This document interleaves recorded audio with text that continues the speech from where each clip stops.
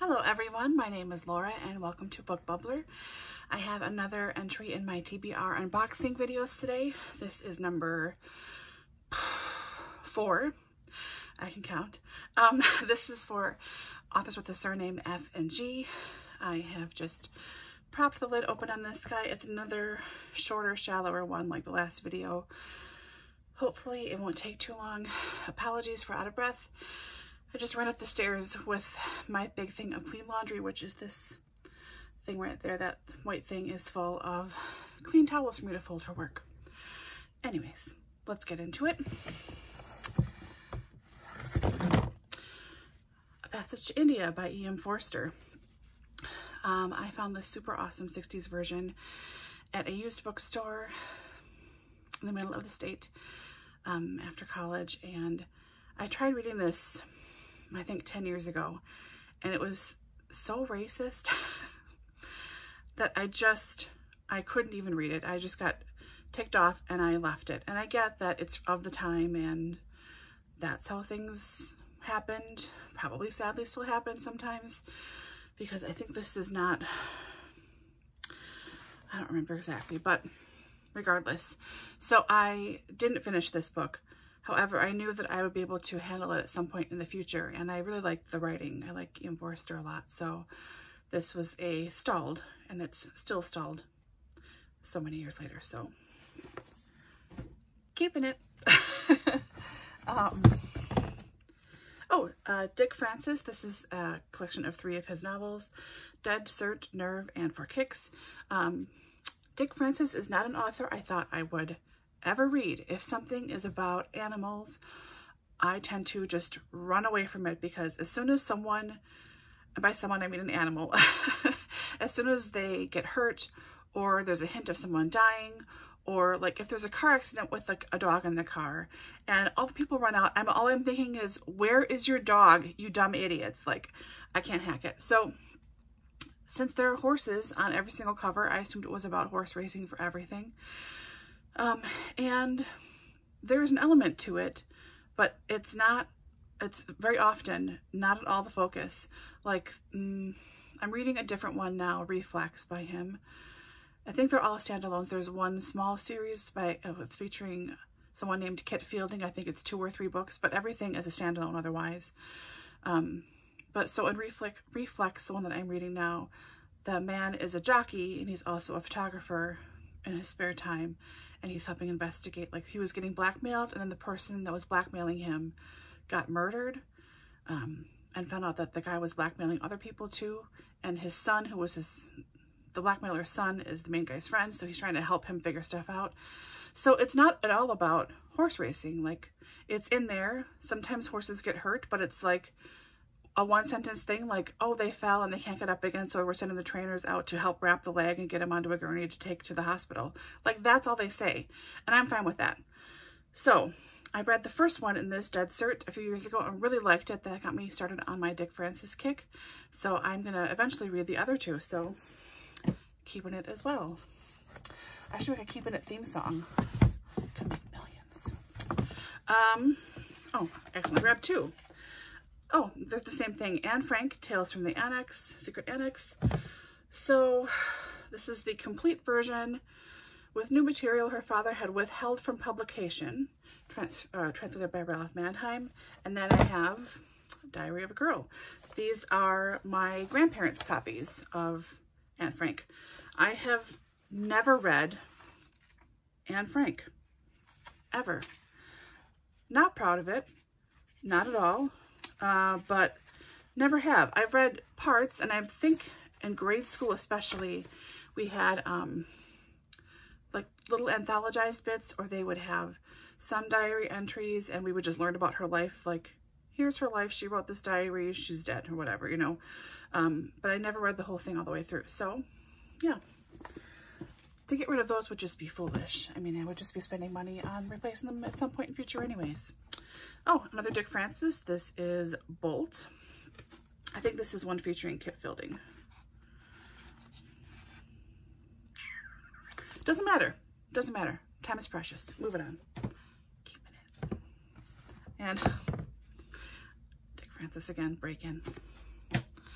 I think that's all the dick I'm going to have in this box. Sorry, it was right there. That's what she said. Oh, Bryant and May by Christopher Fowler. This is the first Bryant and May in the Memory of Blood. Or not. Really have no idea.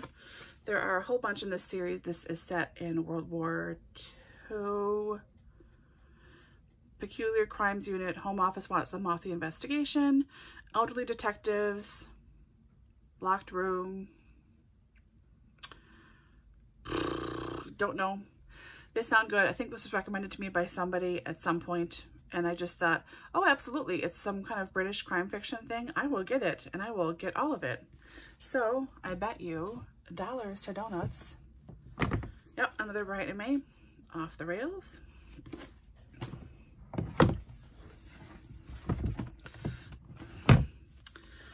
Full Dark House. This might be the first one. Nothing on top. Okay, so that may be it. In Flora's Footsteps. Daily Life and Larkrise from Larkrise Country, 1876 to 2009 by Martin Greenwood. Like most Americans, you know, that's really when you fell in love with Larkrise To Candleford, the wonderful PBS series that was only 4 seasons long. I would have loved more. It's just such a wonderful series. When I was a little kid, my grandmother had an illustrated copy, hardcover, like watercolor illustrated copy of Larkrise To Candleford by Flora, what's her face? No idea, total blank. Anyways, my mom still has that copy. So I knew of the stories and I had flipped through the book before I could read. I remember sitting down on the carpeting and pulling that off the shelf and like flipping through it, pretending I was reading. So I knew about Larkrise and the gist of the story based on what my parents told me, but I didn't really remember it until I saw the series. So this is real life about Larkrise Country. Keeping it. This is historical fiction. Coco Chanel and Igor Stravinsky. So the designer and the composer had an affair. Yep. In early Paris. Yep. So it's about how they influenced each other, how they got together. I'm assuming how they broke up. I don't think they ever married each other. I think it was just a love affair. So interesting. May not be a keeper forever, but that doesn't matter. God, this is big. Oh, no wonder. The Memoirs of Cleopatra by Margaret George. This is obviously very large, unfortunately deckled edge historical fiction. I have had this for, I'm going to guess, 15 to 20 years. I love Egyptian stuff. Even when I was a kid, oh God, I can't even hold this up with one hand. Even when I was a kid, I was super into Egypt. Like, I used to pretend to be a slave girl for some reason, like working on a pyramid. I was a weird kid, only child. Don't ask me. I don't know. But I would pretend to move bricks all the time. God, I'm a weirdo. It just seems like a normal thing. And then you say it out loud and you're like, oh dang, that probably was an inside thought. Oh well, don't tell anyone how weird I am. Anyways, so I have always been into everything Egyptian, and Cleopatra is fascinating to me. So this should be an interesting biography about her.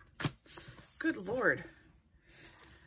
It's under 1,000 pages, which is surprising for how heavy this book is. Anyways, so yeah, keep her. Maybe that's why this box was so dang heavy. Here we go. Parade's End by Ford Maddox Ford. This, he also wrote The Good Soldier, which of course I have not read. This is a classic of World War I. This is,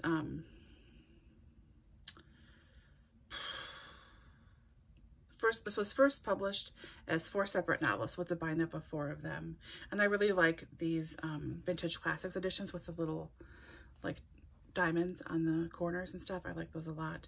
But this explores the world between 1924 and 28, the world of the English ruling class as it descends into the chaos of war. So, yeah, it's supposed to be absolutely wonderful and heartbreaking. HBO miniseries at some point. Didn't see it. I'm sure I will after I read it, which of course I'm keeping. A thinner one. Oh, good. The Brontes Went to Woolworths by Rachel Ferguson. So this whole Bloomsbury edition, there were 6 or 7 or 8 books in this series, all the same kind of typography, same design and everything. And I read a Mrs. Tim book I got from Library Thing Early Reviewers. Mrs. Tim and the Regiment. Was that the first Mrs. Tim book? Does anyone know? Out there by D.E. Stevenson. I think that was the author. Oh no, that's not right. I do have Mrs. Tim and the Regiment. It was Henrietta's War by Joyce Dennis. That was one that I read and loved. So this is another part of that series. I've seen other people read this book recently. Maybe Sean of Sean the Book Maniac. Maybe he tried to read this and DNF'd it, or someone else did.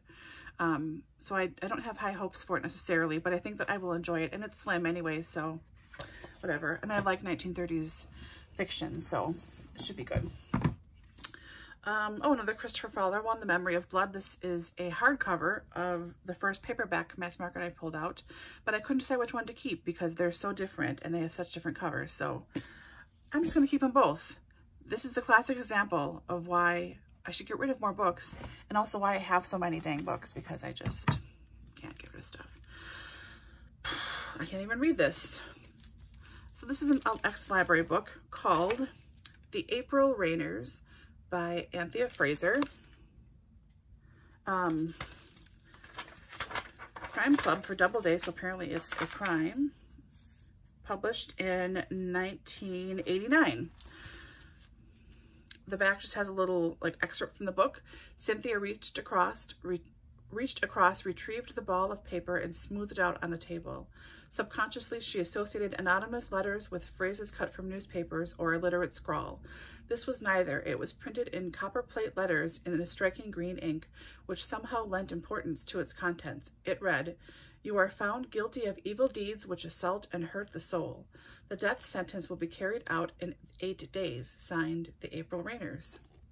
So this sounds kind of good and spooky, a little thinner mystery. As a side note, this is my home library, closest one to me. I hate that we have these on every single frigging book. They're on the actual cover itself, not on the plastic, so it wouldn't matter taking it off. I could get this off somehow if I wanted to, and I probably should, but this drives me bonkers. As an aside. And of course I'm keeping that. The point of this is to get rid of books. I have gotten rid of one. Swimming Lessons, Book of the Month, Claire Fuller. Don't know anything about it. Saw lots of people give it really nice reviews, wonderful writing.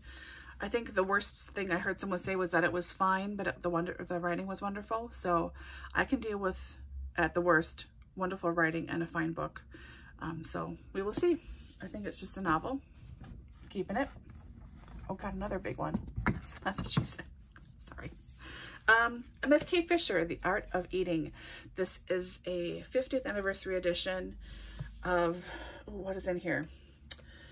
1, 2, 3, 4, 5 of her books. So it, Serve It Forth, Consider the Oyster, How to Cook a Wolf, The Gastronomical Me, and An Alphabet for Gourmets. I really like food writing a lot, and I like food memoirs.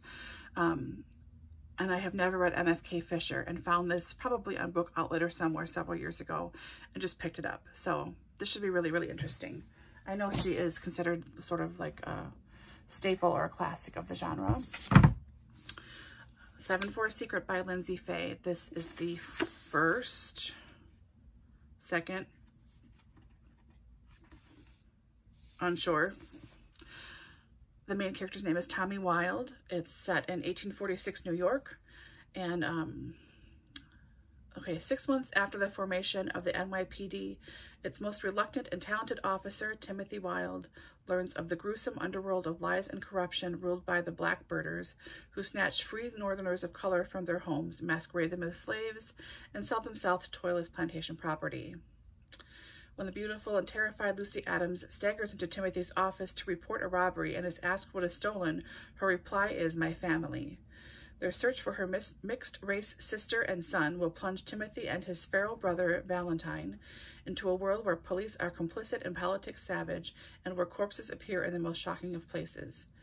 So this sounds really good. My mom read this series. Actually, I think she's read everything by Lindsay Fay, and it's now sitting on my shelves unread, but she has loved everything that she's written. So this sounds really good.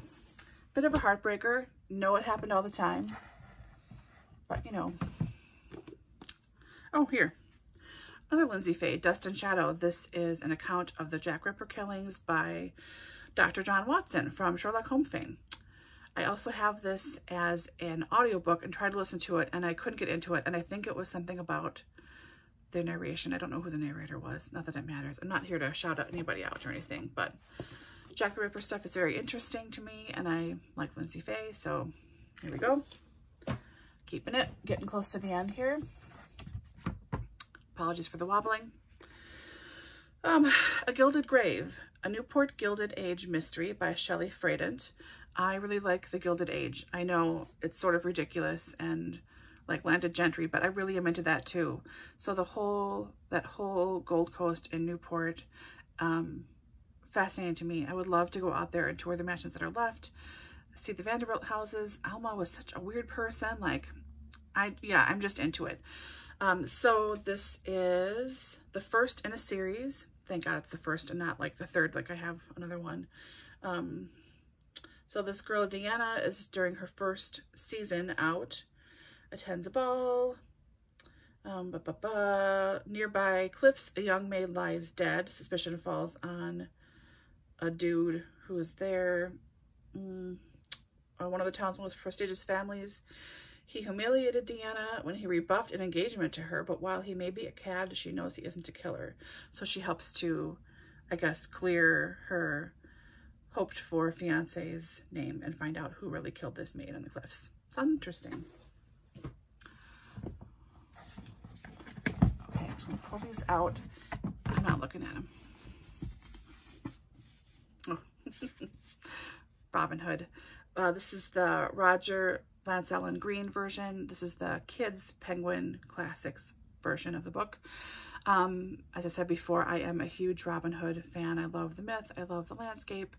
I love the animated film from the 70s. Love the adaptation from the early 2000s with Jonah What's-His-Face and Richard Armitage. Just love it. So I'm looking forward to this, really, at some point. Oh, Benjamin Franklin's autobiography, the Modern Library edition from the 1940s, I believe. This was a pick for our Contemplate a Classic book group. I think I picked it a long time ago, way over a dozen years ago. Read a bunch of it, liked it, but then just ran out of time in the month and kept it to read later. So still have it. I'm sure it will be entertaining. Keeping it. And the very last one, oh, another Christopher Fowler book, Invisible Code. I don't think I have this in mass market also, so I'm going to keep this because I don't know when I'll get around to reading it, whatever. Have you guys read this Peculiar Crimes Unit series? It sounds so good. It sort of feels like, to me, the Ben Aronovich series, of which I have most of the books, and they are also unread on my shelf. They're above that, up there. I don't know why, it just sort of feels like it. Maybe it's kind of magic-y. I don't know. Anyways, have that one. So, to absolutely no one's surprise, I'm keeping everything that I have here. If I could just focus and not be so squirrely about stuff and read faster and didn't have to work or talk to people or get groceries or whatever, I could really make a dent in this stuff. But I've also realized recently, it just sort of dawned on me this morning, that I am a mood reader and I love making plans to read books. I very infrequently follow through on those plans. Unintentionally, I really do want to read them, and I really am excited to read the books I plan for. But by the time I get to actually, like, the time you're supposed to start reading something, I'm on to like 4 things past that. And I tend to go in spurts. Like I'll read magical realism and I get really into a book. Like when I read my first Sarah Addison Allen book, I loved it. And then I read the second one, and then I waited a month and I read the third one, and now I'm like eking them out because it's so many years between her books. But then I'll read other magical realism books, and I'll go like a month or two and read. That's like the bulk of what I read, and there's like little things on the side that are mysteries or whatever that I sort of fold in. What I'm reading now is the Virgin River series. That's my current catnip crack, whatever you want to call it, of choice. I just can't stop reading them. And I keep watching the Netflix series too. It's like beautiful people in a beautiful setting, and it's just nice to have in the background, and I can wander around and stop and look at the scenery or watch a certain storyline play out again, and then I can just kind of keep moving on in my day. So I'm really into that right now. Yeah, I need to get into the BookTube Prize more because I still have to read 3 full books and the last half of one, and I only have like 2 weeks to do it in. I can do it. I just have to make myself sit down and do it. So enough rambling. Anything here that you like, anything here that you think is a total stinker and I should get rid of it, please let me know. I need help. Clearly, you know this. This is not a surprise. Yeah, and I will see you again in the next one of this series. I think I might try and do some tags coming up next, but we will see. So I hope everyone is having a wonderful day and you're reading something lovely and easy and a nice distraction from the dumpster fire that is the world right now. So take care, and I will see you soon. Bye.